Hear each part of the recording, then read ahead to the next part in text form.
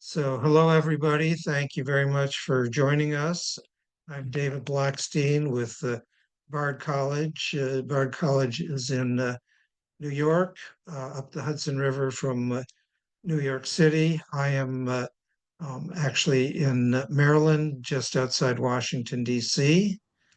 We have been working on this project for what we call coordinated climate education for this is our sixth year now, with the idea that by creating a space in an opportunity in time that we can invite people to participate and to do what they could and should be doing every day, which is to teach people about climate change, climate solutions, and climate justice.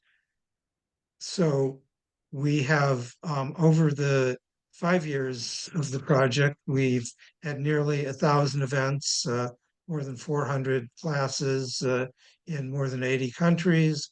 We've reached more than 175,000 people directly. We don't know the exact numbers because not everybody tells us what they're doing and reports back to us, but it's an impressive number.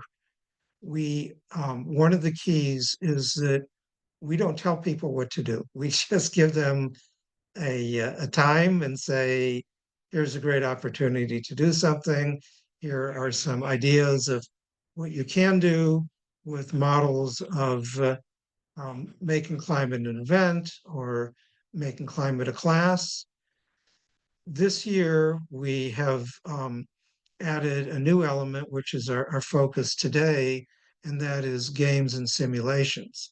It's not really a new element because we've came upon this because as we were looking to see what people were doing in their education activities, that many of them were, in fact, playing games, doing simulations, and various things. For example, we'll be hearing about Climate Fresk tonight, and our partners at the American University of Central Asia in Kyrgyzstan have been playing Climate Fresk for 4 or 5 years. In fact, that's where I first learned about it. And they not only do it at their own university, but then to do it for local high schools as well. So in hearing about all these games, we said last year at one of these webinars, well, if there's so many games, let's see what's out there. And so we sent a message to our list of activists and climate educators to say, here's a document to put your games in there, and we ended up with more than 30 games that people had provided for us. And so then this year, in thinking about what we could be doing, because we always want to try something a little bit new and different, we said, well, let's create a particular game a day, and within the Climate and Justice Education Week. And we figured that Friday is probably the best of the weekdays for getting people to play games. They're a little more relaxed going into the weekends and stuff. And so that's how April 11th became the first Worldwide Climate and Justice Education Games Day. So for tonight, and thank you all for joining us, we will have three presentations. This morning we had one other presenter, but he's located in London, so this is pretty late for him to present. But we will, as long as you've registered, or if you didn't register, give us your email address. We will send you recordings from both this session and this morning's session. And if our presenters share their presentations with us, we will also pass that on to you, along with any links that are in the chat. And we encourage our presenters to share in the chat as well. So let's begin. Well, actually, let's Yeah, I think let's begin with the presentations, and if our participants who are not presenters would be interested in using the chat to introduce yourself, that would be wonderful, so we can see who all is here. Because we're also building a community as well as helping each of you to be better educators in your own location. So I'm going to begin with Chelsea Zanaboni, who is with the Heart Force and with the University of Colorado Boulder and series program there. And take it away, Chelsea. Thanks, David. I'm going to go ahead and share my screen. I'm also just going to give a forewarning that I'm here with my toddler, so I'm trying to occupy him behind me, but he might make an appearance. But yeah, thanks everyone. Whoops. I don't know if I shared the right screen. Did I? Yes, you did. Okay. There we go. Yeah, thank you everyone for being here this evening and for all the work that you're doing to combat climate change and encourage and empower students to do so as well. My name is Chelsea Zanaboni. I was a classroom teacher for 9 years and I taught middle and high school science. And now I work at CEEE, which is the Ceres Center for Education, Engagement, and Evaluation.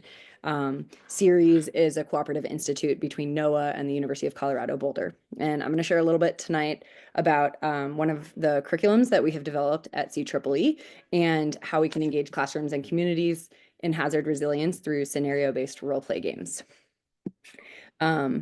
The curriculum that I work with is called Heart Force, and I'll be specifically focusing on the games we've developed, which all work to build community resilience to wildfire, flood, and drought, all of which, as we know, are exacerbated by climate change. So as I mentioned, CEEE is part of Ceres, which is the cooperative institute between NOAA and CU Boulder. And our goal at CEEE is to connect environmental science to people to inspire curiosity, community, and action. If you're a classroom educator at any level, we have a ton of free curriculum and classroom resources. And I encourage you to check out some of our programs. Now, Heart Force is one of the programs here at CEEE, and it stands for Hazard Education Awareness Resilience Task Force. One thing I've learned coming from the classroom is that there's a lot of acronyms in academia. But Heart Force is a curriculum that is designed to increase youth's understanding of natural hazards, which are increasing in frequency and severity due to climate change, better understand their community's vulnerability and preparedness for natural hazards, and increase their involvement in community resilience efforts. So I work with a great team of people at CEEE on curriculum development and refinement, and continually ensuring that our curriculum is utilizing up-to-date and authentic data sets. So the Heart Force curriculum, if you're using it in the classroom, has a sequence for each of the hazards that we work with. So we have 3 sequences, one for flood, one for drought, and one for wildfire. And there's a middle school and a high school adaptation for each hazard.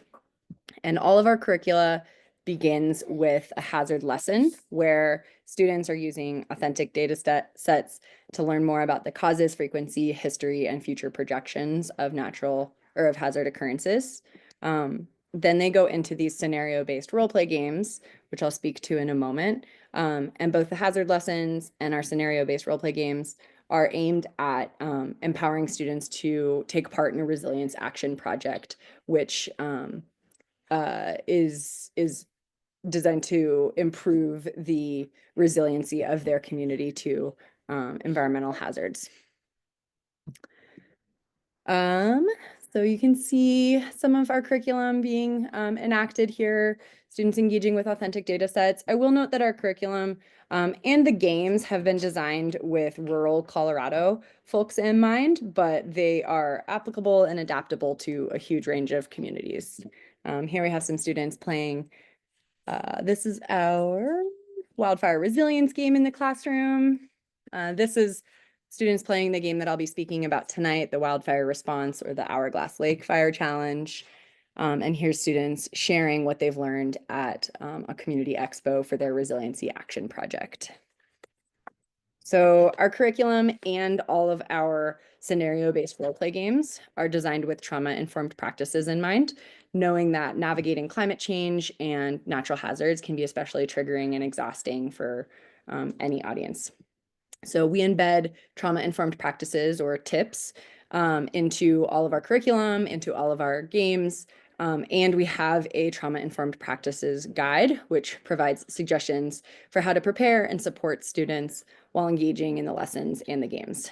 We also have a broader climate mental health guide available on our website at cEEE.colorado.edu, which has a compiled collection of climate mental health resources, including additional curriculum, videos, websites, and more resources offering strategies to help students and other audiences process climate change and inspire hope.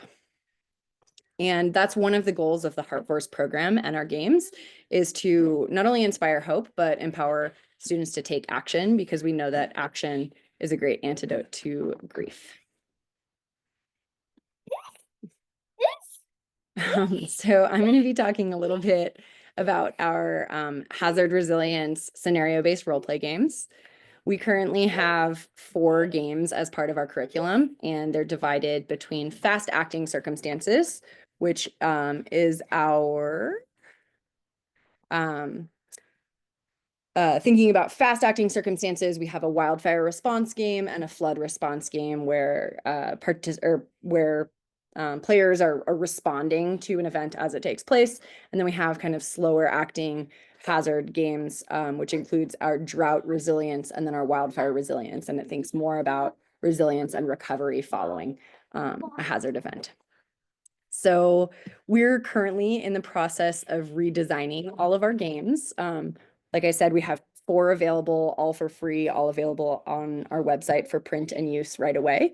But we're working on redesigning them to be more up to date as well as, for lack of a better word, prettier. Just nicer looking. And the first 2 have been designed is our wildfire response game, which has been renamed the Hourglass Lake Fire Challenge. I'll note that all of our games are designed with middle and high school audiences in mind, but they have been and can be played in a number of other informal education or community settings. We say the age is 10 to 100. And all of our games seek to develop practical resilience building skills and empower students to be change makers in their communities. So in each game, students are taking on roles of community members and collaborating with their team members to make decisions about how to respond to an environmental hazard, given with different scenarios and limited resources. So Hourglass Lake Fire Challenge, like I said, is our first game to be redesigned. And the name stems from the East Troublesome Fire, which occurred here in Colorado in 2020.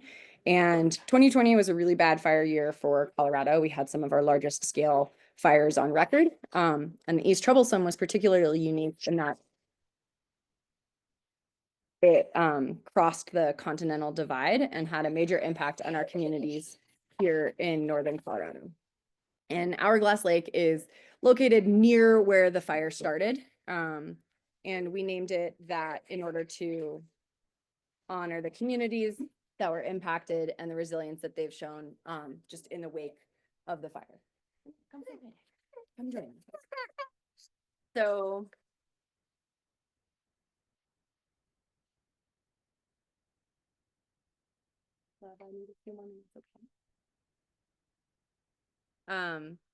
our Hourglass Lake Fire Challenge is a bilingual game, and it's available in both English and Spanish. And the context is that it is summer in a small town in Colorado, and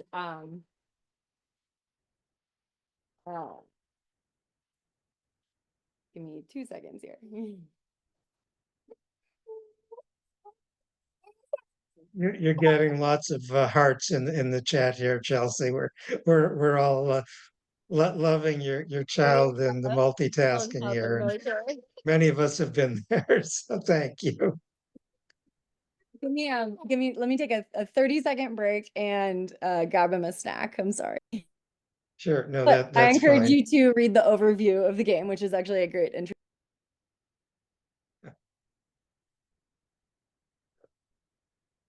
This is the reality. It,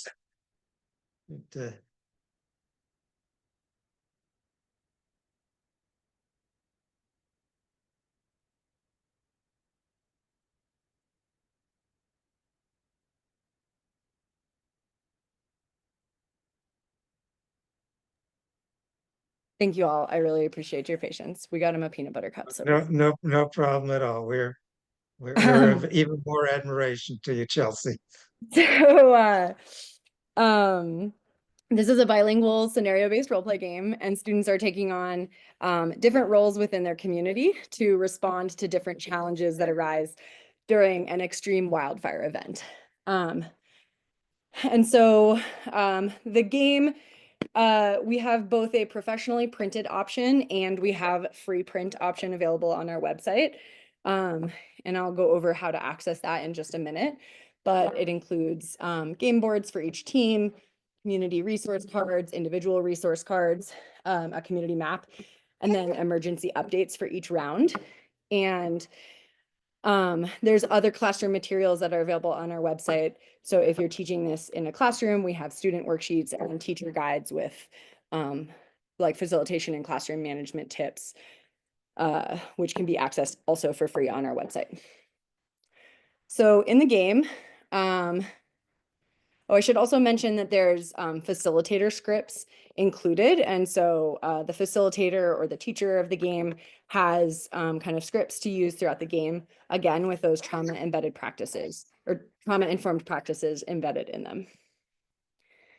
So in the game, students are divided into 3 teams or 3 zone response teams, Zone A, Zone B, and Zone C. And each zone is responding to a different wildfire risk level and the challenges that come with that during a wildfire event. And so students are working together to use resource cards that they have. Sorry.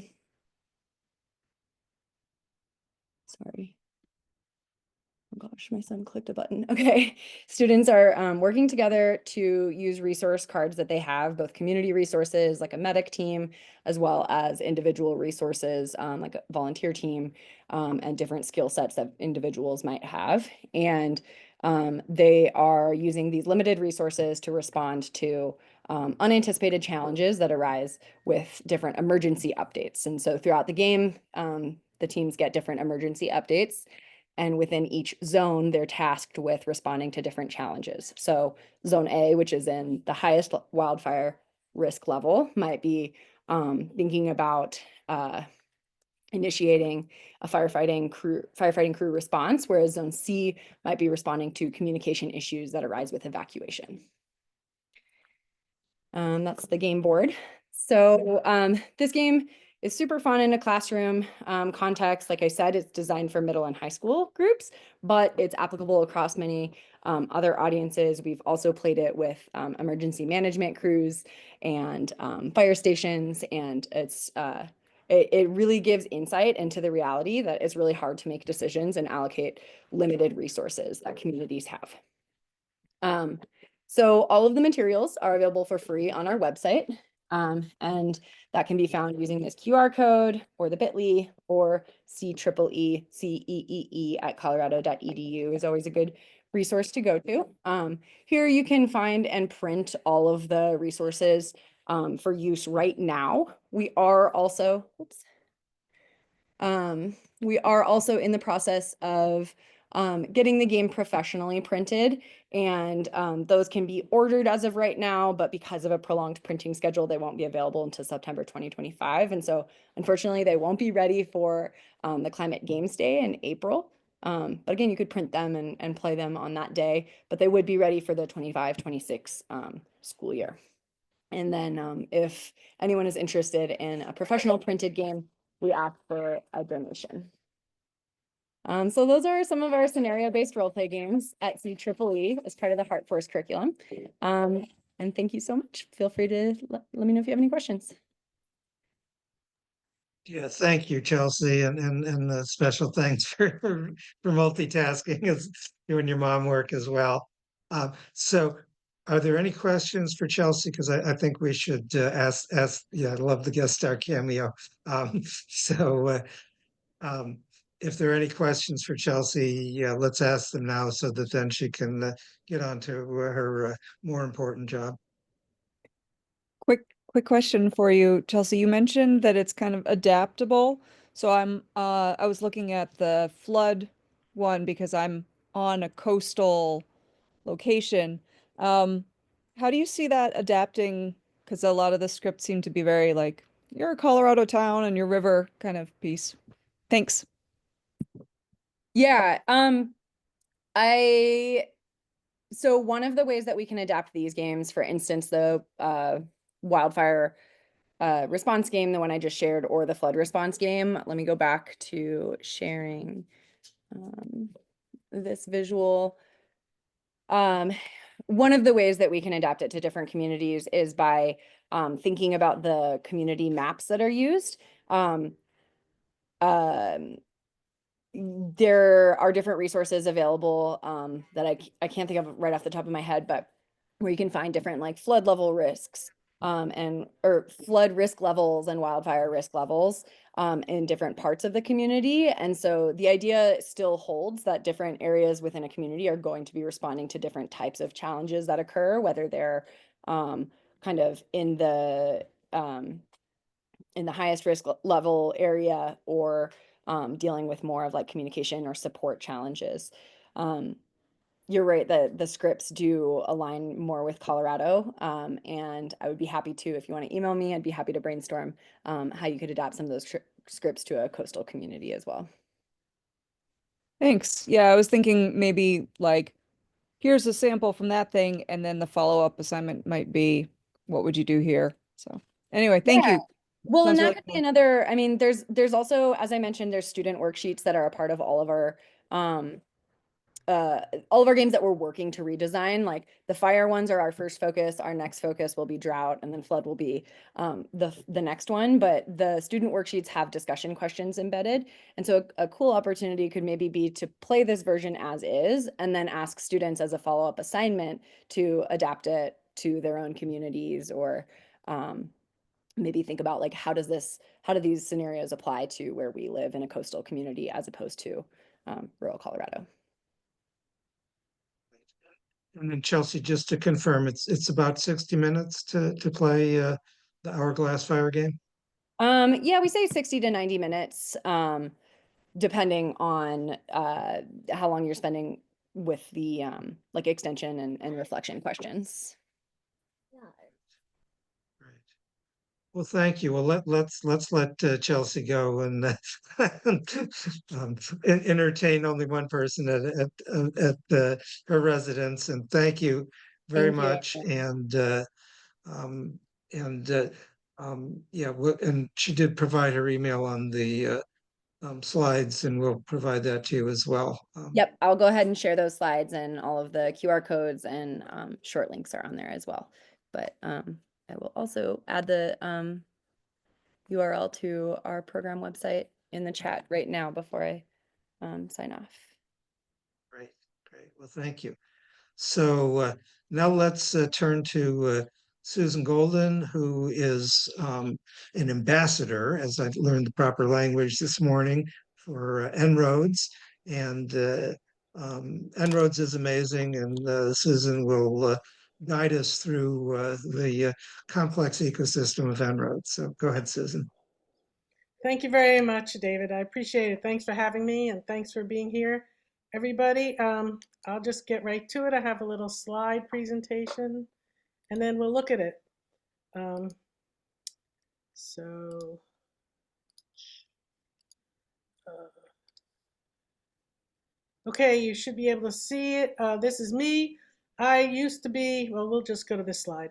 I'm a retired high school science and math teacher. I've taught calculus, I've taught biology, chemistry, physics, And it was when I started teaching environmental science that I realized most people don't understand the nexus between society and nature.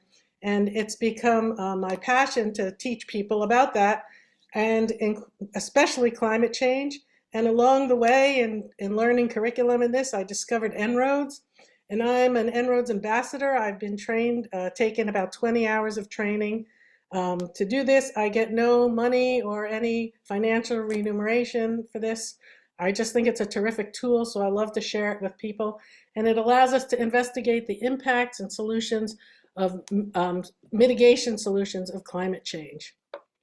So En-ROADS was developed by this think tank, Climate Interactive, along with an MIT Management Sloan School and their sustainability initiative, as well as the University of Massachusetts Lowell has helped also. En-ROADS, this is the main screen of the simulator. It's a free online simulator. It works on computers and tablets, not on phones.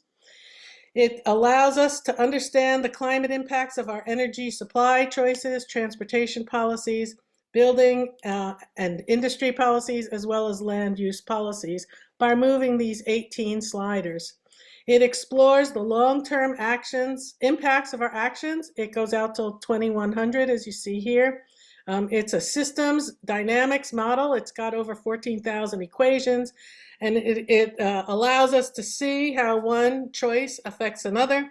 It also allows us to explore the co-benefits, that when we have a benefit of solving climate change, we're also could be helping the environment in other ways, as well as it allows us to investigate the equity concerns about our choices in these mitigation solutions. So En-ROADS, it really is very simple to use. On the one hand, it's very broad and simple. You see down here these black dots, there are 18 of them. They're a slider. You move a slider, which represents a global action. For instance, if we all supported renewables, and I'm going to demonstrate it in a few minutes, and the sliders move, and then we can see what happens to what effect it has. And you can see it in over 120 different graphs in these 12 categories, and I'm not sure I've seen every one, and they keep adding to this, by the way. It's calibrated to the latest science, and they update it about once a month or so. Also, I'll show you how to do this. Not only are there 18 sliders, but you can see the bottom half of the screen here. The sliders have disappeared. I now have one. We call them detailed sliders, so I can be more specific. Because this simulator was developed by economists for legislators, global legislators. And people have taken, especially here in this country, a CCL, the Citizens Climate Lobby, takes this and demonstrates it with local legislators. So it allows you to present the ideas as if you're making laws or other legislature like that. And you can also not only see two graphs, you can actually see a third on the screen at the same time. And if you want to read about things, you can read about all these things in this third part of the screen for all sliders. So examples, big messages, co-benefits, equity considerations, and some things about how the system works. In addition, you can also see FAQs and footnotes. And so you can actually go to the sources where they got their material. So there are numerous ways to use En-ROADS. The most popular, I think, is the En-ROADS workshop, because it can be done in 20 minutes or longer. I've done numerous ones of these with people around the world. There's also, for those in academia, Climate Interactive provides all these tools for you. And there are long and short assignments, which either come in PDF or Word. Everything's protected by Creative Commons, so you can change everything that you can get here. There's a very interesting flower worksheet to look at how these solutions could affect society. If you're not into graphs, it's unique, but not that common. And then tonight, I'm going to spend the next few minutes talking about the climate action simulation or role play game. So again, these are the two most popular activities that are used with En-ROADS. So the climate action simulation is a group role-playing game to explore solutions for mitigating climate change. They take real data from peer-reviewed science and they put it through the computer simulator, and then the participants are actually in a mock UN summit. And it's really a lot of fun. And the participants are global leaders from sectors across business, government, and civil society, gathered to negotiate climate solutions plan to limit global warming to pre-industrial levels. So the facilitator acts as the UN Secretary General, and the more people get into their roles, the more fun it is, which is kind of hard to get climate people who are climate hawks to be playing conventional energy. That's very interesting when that happens. And they can represent clean tech, industry and commerce, world governments, etc. The game is run in rounds, typically 2 rounds. The actions are analyzed in real time with the simulator, and the goal of the game is to get the scenario under 2 degrees of warming, or if time is up. Now that's the warming, that was the ceiling created at the Paris Accord in 2015. So that was what was agreed on, and that's why the number is there. This game is ideal for people, 20 to 50 people. And the normal run time is 2 to 4 hours, but it can be done over several sessions. So here are just some of the categories. People, the participants are split into groups, 6 or 8 groups, or you could do more. Conventional energy, clean tech, which would include wind and solar, as well as any other new technology coming along. Industry and commerce are pretty much everybody else, other than land, agriculture, and forestry. So all these groups are stakeholders in the climate situation and climate mitigation, and they all try to negotiate the 2 degrees down. And climate justice hawks, generally, most of our NGOs would be represented here. And world governments, so you could either have government leaders from around the world being one group, or you can split it into several groups, the developed countries, and the developing countries, etc. In case you have enough people and you want to divvy it up that way. So we use the En-ROADS to test the climate solutions and generate scenarios for the future. So right now, if we don't do much, it's expected that we may have a temperature increase of 3.3 Celsius degrees, and hopefully in the summit, we're going to bring that down. So here's what a typical agenda might look like. You have an introduction, and if you haven't done it before, when I've done this, I tried to make group assignments ahead of time to shorten this time frame. I've actually done this in 1.5 hours. And then you have a UN opening presentation where the facilitator, or whoever's playing the Secretary General, makes a real speech. Oftentimes they change clothes. Then you have team meetings, and that could be something like putting on a jacket. I don't mean really changing. Then usually one person from each team makes a short speech and formally asks the Secretary General to take an action that's represented by moving a slider. Each team may only suggest one action per round, and one of the fun things is that teams may request to undo another team's action. And then for round 2, they have they have team meetings, and also they allow backroom negotiations. So it kind of seems like a real situation in life, and they're allowed before they come back for another round of plenary presentations. And if you needed or choose to have additional rounds of play, and then you can have a debriefing discussion as well. So it sounds complicated. En-ROADS is very broad, and so Climate Interactive provides you, this is all free, with a whole bunch of simulation materials, presentation slides, a 35-page facilitator guide, an online worksheet to help you organize all this. So just some examples. Here are some of the slides for presentations. You can use these for the workshop or the climate summit, and they're all Creative Commons, so you can modify them all.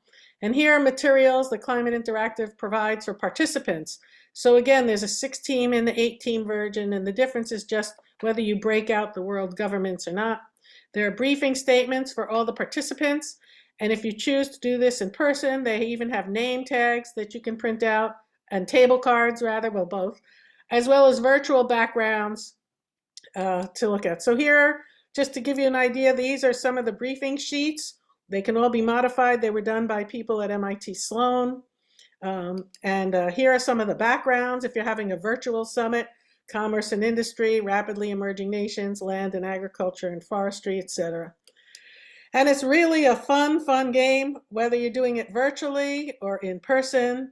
And And if you need help, because it might be a little complicated, there are lots of En-ROADS ambassadors, over 800 of us, there's me, and we'd be all glad to help, and especially I would love to help facilitate that. And there are other activities too that we can do, like a workshop. So before I stop, I just want to show you, I want to show you the workshop, the simulator, very quickly, just for a few minutes. Normally, this is done as an interactive workshop. It is not a lecture. I do lots of lectures on climate change, but we insist on input from the participants.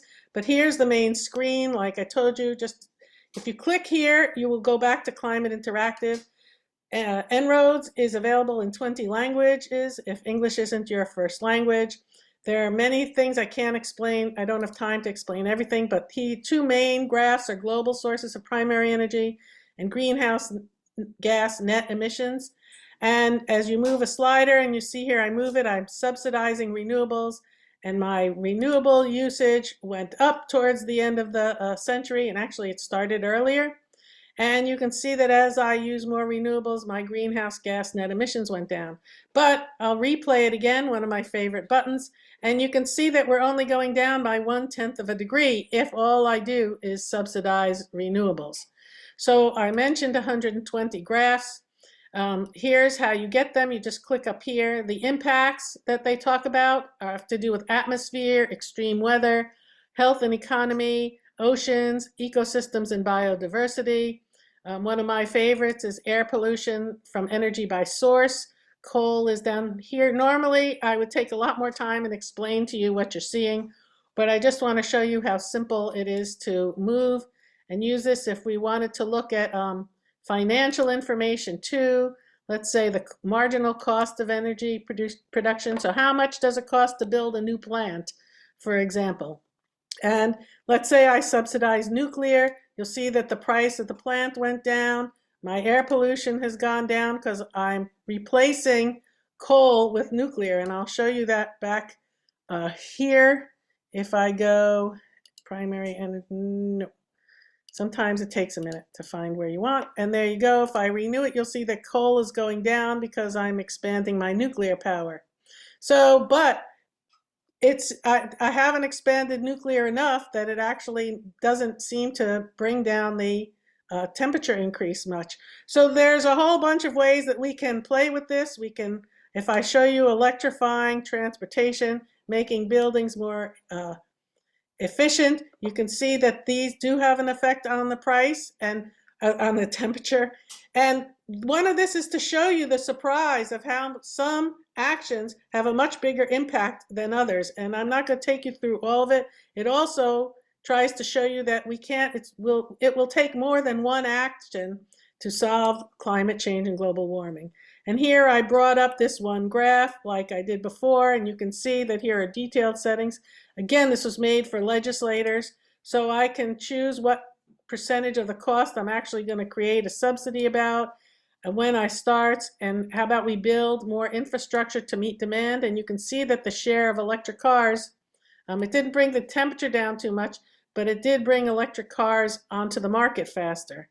And again, as I mentioned before, I just click this button here, and it takes me to those examples, big messages, key dynamics, etc. And down at the bottom, FAQs and explainers. And that's for all 18 sliders. So this is really a much deeper, while it can be used at this level, you can go much deeper. And by the way, anytime you see a triangle, you can also learn more about the subject. So it's an amazing tool. It's a lot of fun. And lastly, one of the most fun things is I can copy my scenario link and I can put it in the chat. And now you can go right to this scenario that we created to explore it more on your own. I'm going to put the more information on how to access En-ROADS and some of the materials that are available with it in the chat when I'm done. And I think that's all I have to say for now. I'd be happy to come back and do a workshop with you if you're ever interested. Yeah, no, that's great. I think let's give Alexis a chance now to give his presentation on climate fresk, and then we'll save any time for conversation with both of these presenters.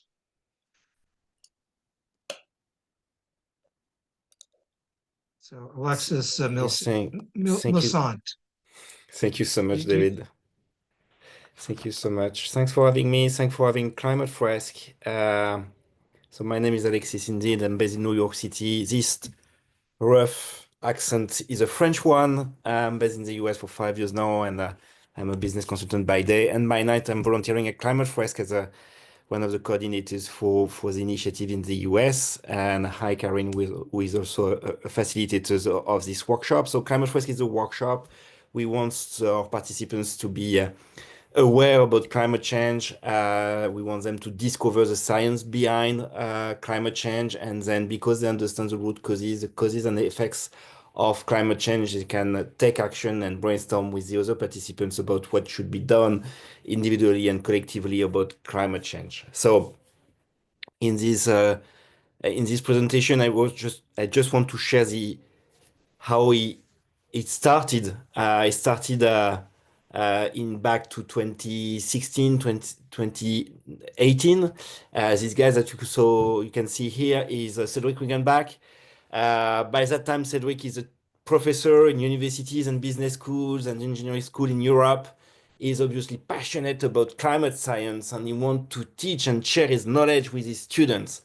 And you can see his students, right? First of all, there are not so many people in the classroom, and second, the few of them are basically sleeping during his conference, right? So because he was passionate, he was super frustrated by what was happening, and so he started to think, what is happening? Why I cannot share my passion for climate science? Why I cannot engage with people? So because we have maybe 1 or 2 minutes, tell me in the chat or just open your mic. In your opinion, what are the key roadblocks when we want to engage about climate change with people?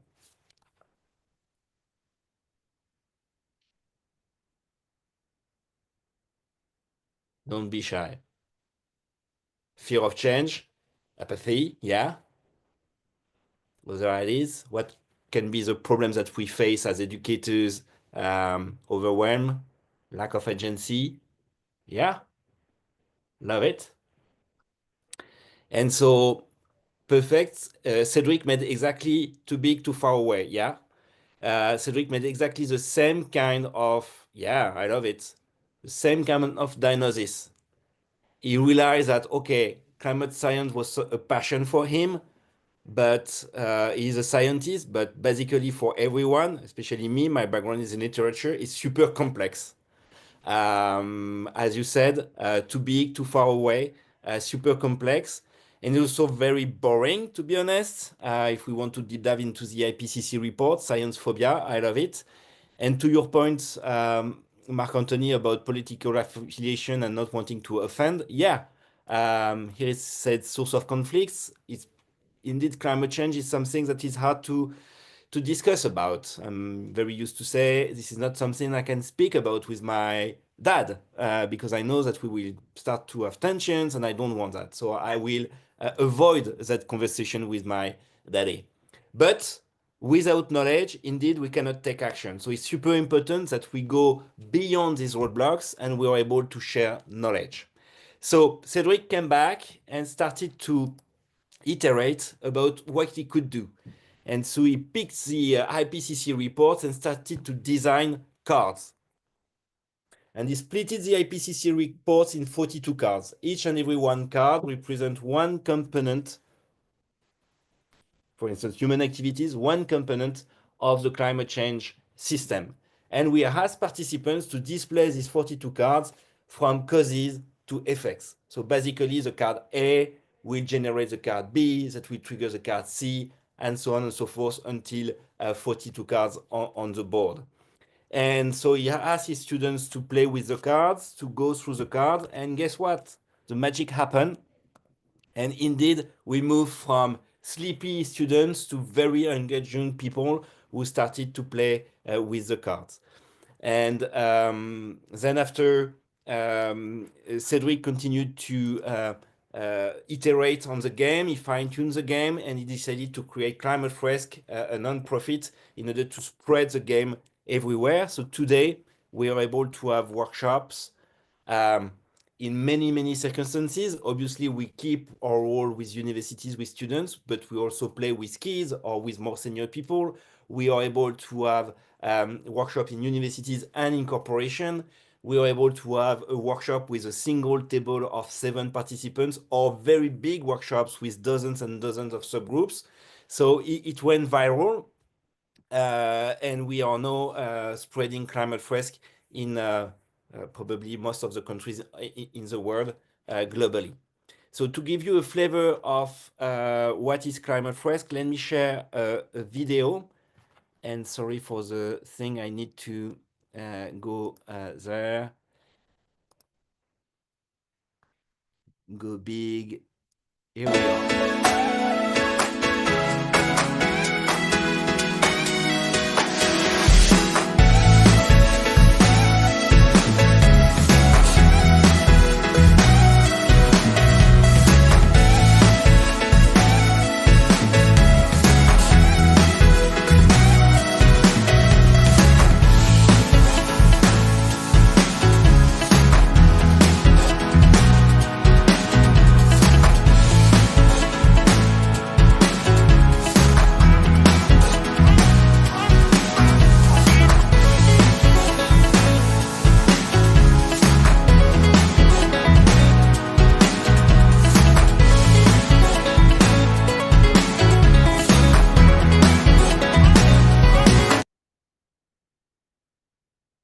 Here we are. So this was from you saw it from an event for Earth Day at the French consulate in New York, with people from everywhere, every kind of people, from policymakers to students, from business people, from and communities. And so back to the 3 roadblocks that Cedric identified. We said it's complex, so well, we split it again, the climate change in smaller pieces, so people are able to absorb it and to rebuild that mapping of climate change system. We said it's boring. Well, it's a game, and you saw the faces on the movie, so people are happy, they are building something around the 3 hours of the workshop. And when we said it's a source of tension, discussions between people, all the cards, all the content within our cards is based on the IPCC report. So each time the IPCC publish a new report, Cedric, the founder of the game, updates the cards, updates the information. Sometimes he decides to remove a card and add another one. So we are very based and rooted in science. So that's a way to avoid any discussion. We spread the workshops through an international community of so-called Freskers, the facilitators of Climate Fresk. Basically, the journey is very easy. You participate a workshop, a community workshop, and then you are invited to have another session of training. And so then after you are onboarded within the community for observation, and you get comfortable with the facilitation, and you are able to facilitate on your own, all based on a non-profit, and we are creating subsidiaries of the global non-profit in every country where we do have our workshops. So I'm used to say it's super hard to keep these figures updated because we hit the milestone of 2 million participants globally. Thanks to 90,000 freskers, so climate fresk facilitators in more than 150 countries. So there is a high probability to find a workshop close to your home, knowing that we are able to facilitate the workshop online as well. So as facilitators, we are used to say that we are absolutely not expert about climate change. Our posture as facilitators is really to let the participants guess and decipher the cards and build their own mapping. So there is no prior knowledge required both for the facilitators and the participants, obviously. And as I mentioned, we are able to go through very different types of audiences. We aim at raising the awareness of as many people as we can. So we want it to make as affordable as possible, especially when we go to general public, communities, kids, schools, and universities. And when we do deploy the workshop within companies, we ask them for participating and contributing to the nonprofit. In detail, I'm checking the clock, it's okay. What is the content of the workshop? First phase is really about the knowledge, the learning, and we do leverage the cards.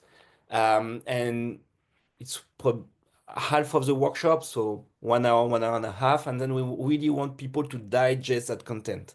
The activity, the rational part of their brain, and we want to open the other part of the brain and their heart. So you saw people drawing and drawing fishes and whatever they have in mind. It's the creativity phase. We really want them to illustrate what they learned because it's a way to process the information, to make it their own, and to anchor that knowledge within their own person, I would say.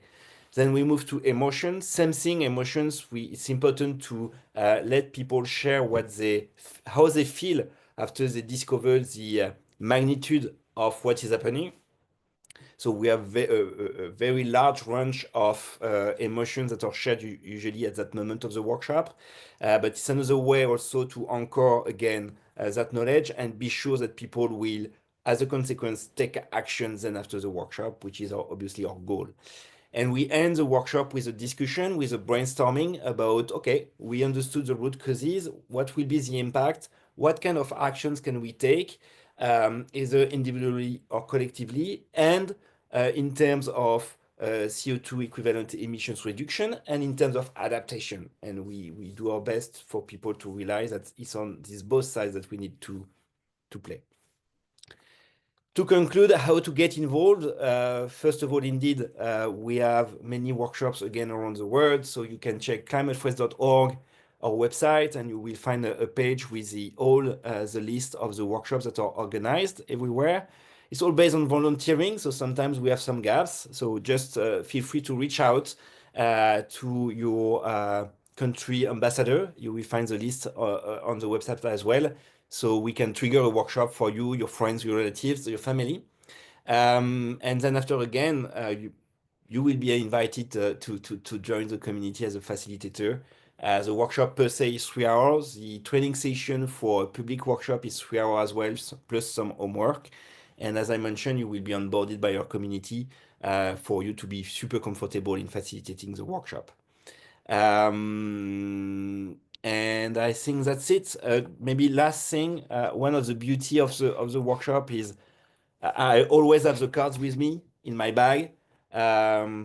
It's a very low-tech one, so it's easy to organize a workshop everywhere. We just need a deck of cards, a facilitator, obviously Sharpies and so on, and sticky notes are useful, but cannot be not compulsory.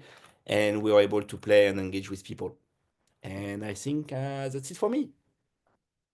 Great, thank you, Alexis. And you said that there also are virtual games that people can join. Is that correct? Yeah, we are able to have the same protocol online. And so, yeah, we are able to facilitate online. Yeah, well, it would be great if both Climate Fresk and En-ROADS could offer a virtual workshop on April 11th as part of Climate Games Day. That would be a My nice pleasure. way to bring things together, I think, and then we can help to promote that. So it's near the top of the hour. Before we go to the questions, I just wanted to mention and comments, and I know some people probably need to get off and go to bed or do whatever they need to do. But we do on some of our other games that have physical components. On the announcement of this, there were of this webinar, there were some opportunities. I'll just reiterate them that our partners, Catan New Energies, are offering up through, I think, yeah, Thursday is actually the last day to sign up if you're in North America to get a free copy of Catan New Energies if you are going to play it and register with us. The Energetic, which is a game that we had in our webinar a month ago, they have very limited copy of games that they are offering for free. And I will, if you send an email to me with the subject energetic, if you're interested, tell me your purpose in doing that. The League for Green Leaders, which is a cooperative game and contest for school children, most middle school and high school. They're having a special competition during Climate and Education Week. This morning we had Daybreak, and Daybreak will offer um, a game at cost, which is only like $10 per ship plus shipping in the US, for educators in the US, again, who sign up as educators. So there are opportunities. In the follow-up, we'll put in that information and the lists of games, the place where you can submit yours and all of that. And then for next week's webinar, which several presenters talked about climate emotions. We're going to have webinars on climate, mental health and climate change. In the morning, it's going to be more of a workshop on climate emotions. And in the afternoon, in the evening this time, it'll be on sort of an educator's guide to climate emotions. One thing that I do want to mention, especially for people outside the US, is that the US is switching to daylight savings time next week. So currently, the time zone for this webinar is GMT -5. Next week, it'll be GMT -4. So you have to adjust your time zones for that. And then last thing, Randy, maybe if I can put you on the spot and maybe just to say something about the working group that you are facilitating, please. Sure. Hi, I'm Randy Russell. I'm, let's see, I guess a semi-retired educator who's done STEM education related to simulations and games for quite a few years. I used to work at the National Center for Atmospheric Research for 16 years, which is a big climate research center. Anyhow, CLEAN, which is a group called, the acronym is Climate Literacy Energy Awareness Network, is a long-standing group that originally started off reviewing educational resources related to climate and energy education. They've been sponsoring some spin-off efforts from their group. They're affiliated with the First Presenters organization series at University of Colorado. And they've been supporting groups, sort of special interest groups, to do sort of, I don't know, different topics related to climate and energy education. I proposed to them a special interest group related to simulations and games for climate and energy education. And we've got a small group that's been meeting every couple of weeks online, and basically trying to do a roundup of games, both digital electronic ones, but also tabletop or kinesthetic ones, or just anything you can think of related to that topic. So we're working on just through the knowledge of various people involved, collecting up stuff that different people know about in the way of games and simulations related to education on these topics. And we've got an ongoing group, sort of just getting going, but we're starting to populate a list of things that different people know about. Everybody knows about different stuff. There's some things that are well known. I mean, things like En-ROADS are very widespread and so forth, but some things are a little more obscure. So we're developing an effort there. I guess I should put my email in the chat. I'll do that in just a second when I'm not trying to walk and chew gum at the same time. But if you're interested in being involved with that, it's kind of a discussion group with the main theme to develop such a list, but it's also a little bit of a I don't know, community effort of just people who are interested in this kind of thing to have an ongoing forum to chat with each other and see what you're into and share information and so forth like that. So if you are interested in being involved with that, you don't have to be involved with the clean group. You can be anybody. And if you're into this kind of stuff, please let me know and I'll loop you into that discussion group. Great, thanks, Randy. So are there any questions or comments for Susan with En-ROADS or Alexis with Climate Fresk? And I realize some of you may need to get off, and that's fine, you know, no obligation to stay on, but if you do have any questions or anything you want to ask, please do so now. So I have a comment. I know David would be really disappointed if I didn't have a comment. So I've done En-ROADS and I'm now a new Fresker. So I'm super excited about that. And they're going Awesome. to work beautifully together. Although I haven't actually done them together in my class. So En-ROADS sounds a little overwhelming, right? And I do have to say that I did do the training and it was, I don't know, I did the 8-hour version, but which seems like, oh my God, who has 8 hours? But they have, it's spaced out and it's well worth it. And anyway, consider doing it. And you can probably figure out a lot just from the website, but it's really amazing. And I've been doing it since the pandemic. So I don't know how many times I've played the game with however many students, and they love it. They love the role playing. They like to dress up. The fossil fuel people like to undermine everybody else. It's great. It's really, really fun. But what I've lacked is the science basis. So I used to have students would just like watch a video and then I tried, other things. And like, I didn't really have a good way to get the science across in a way that was really accessible and fun. And so Fresk is that. And so I did the Fresk. It's one workshop that you attend as a participant, and then you can get trained in Fresk, which is 3 hours more. And then they give you access to the cards, which you can just print out.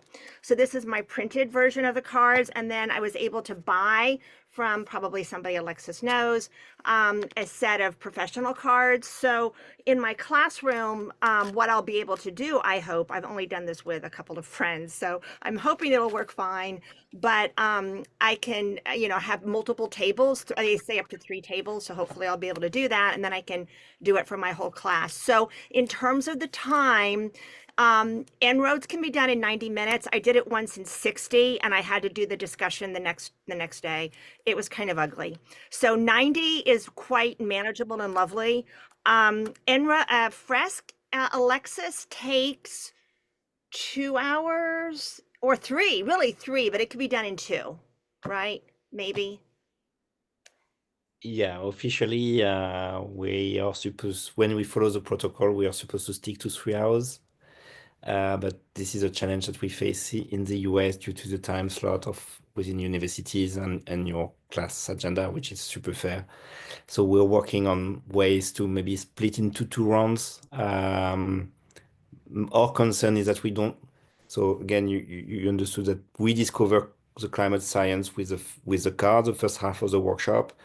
And for some people, it's a kind of shock because some of the participants don't know anything about climate change, and they discover the magnitude of the impacts and what could happen if we continue as we do. So we are very concerned as Freskers about the mindset of people right after the cards, and we don't want to let them go without any kind of support to David's point about mental health and all these kind of things. So we would love to bring them to the actions.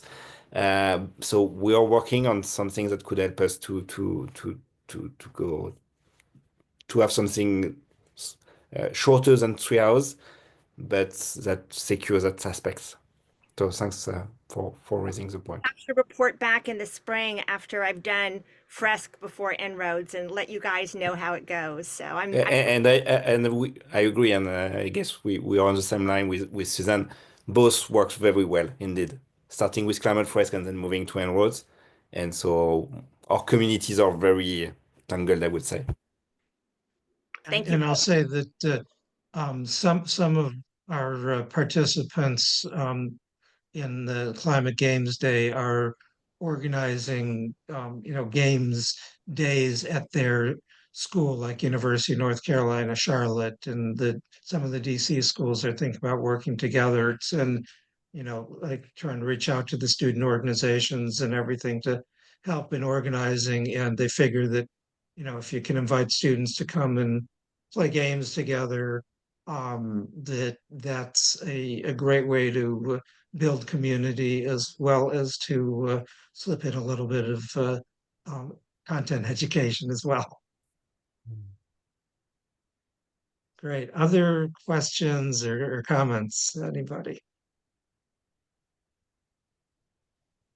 Yeah, so we will send everybody's email and actually in the reminder that we sent out that about tonight's, I guess not everybody not everybody registered for this, but yeah, if we don't have your email address for having registered for tonight, please make sure that you send us your email address so that we can send you the follow-up materials on that.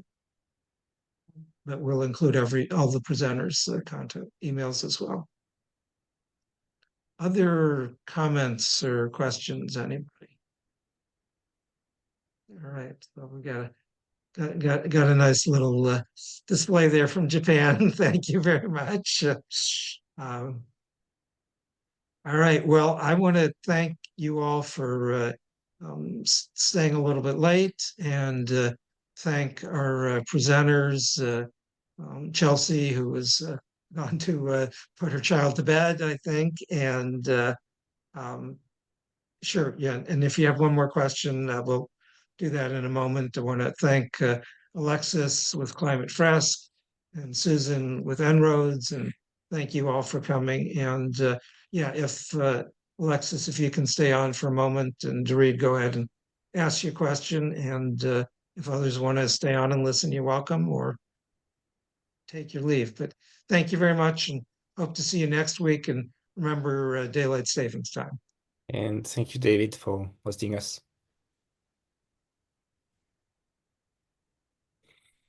Thank you, David. Okay, so Alexis, here's my question. So so besides in my class, which is like, and I'm part of a climate group, so play the game. But we also have coming up in April, around the time of Climate Games Day, we have a fair, a climate fair. So there'll be a lot of organizations with tables, blah, blah, blah. And people will come by and browse the organizations and the projects and so forth. So I saw in the Climate Fresk introduction that there's like a public way to like display and it was different than just playing the game, but it looked like at the French embassy you literally just had cards and got people started playing the game, and undoubtedly they moved on maybe, but they kind of got a hang of it. So what would you recommend as a 10-minute introduction to like look that would give people a sense of the flavor and that would then send them to the website to learn more? So my best advice on this one is go and play the first round of cards. Okay. So you can prepare some materials with a Climate Fresk logo, the one pager, whatever kind of materials you will find on your on the resource available on your logging space. But with people coming around and having this traffic of people, you play the first set of cards and you show the cards and you ask them to display it in the right order, and they will obviously find the trap, fall into the trap. You can ask those usual questions that we ask during the first set, and it will be enough for them to get that flavor, to be kind of curious. I would like to know more, and have a QR code with your next workshop. So they can flash the code and sign up for the next one. That's the easiest way to make this kind of, yeah. That sounds great. Thank you. Propaganda. I think we- Draw them in. Thank you. Yeah. Anyone else? Yeah, you know, Excuse I was me, gonna there is, say, where are you based? Oh, California. Okay. So I actually was in touch with Catherine. Amazing. And then it turned out that she actually had fresked one time at my university like 5 years ago. And she put me in touch with the person who had fresked. And then he was like, wow, another fresker. So we're going to try to do something together. So yeah. Great. So it's wonderful. Amazing. Thank you.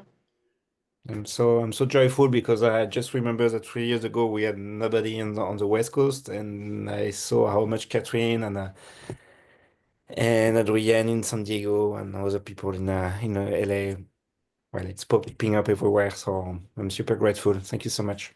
It is. It was fun. It was really, really fun to be part of the online training because there's people from everywhere. So yeah, it was great, and to hear their perspectives, and it was really a breath of fresh air because all sorts of crap is going down in the U.S., as everyone knows, and just like it was grounding to be talking with an international community, and we all are on the same page, literally on the same page. great. Amazing. Thank you so much. Thank you for spending the time, David. You were phenomenal. Does anyone else have a question since you guys stayed on? Yeah, Bhagashree, did you want to ask anything or share anything from your perspective? You're in Japan and Thank you so much, David, for organizing all this stuff. It's really, really helpful. I'm also En-ROAD's climate ambassador and climate frisker. So I was looking forward to Alex's response and what the question David has.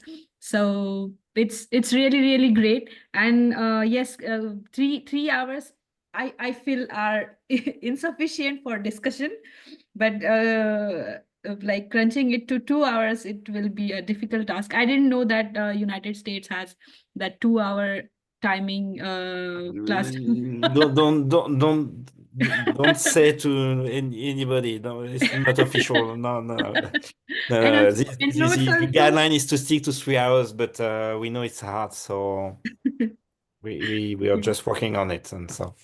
And En-ROADS also is very, very helpful, especially when you feel low, like there are no solutions and whatever we are doing is not working out. But when we see the temperature change going on, when renewables won't work out, so we get a broader view that everything works together. There is no single solution. Like if we improve renewable and we keep on emitting greenhouse gases, burning coal and etc., it won't work. So we need to reduce that, increase this, provide electrification, then afforestation, everything works together. So that's very helpful. So I also recommend like climate Fresk and then En-ROADS for solution building. Yeah. Thank you so much. Thank you, David, for the opportunity. which country or countries have you played those games in? Me, I did in Japan. There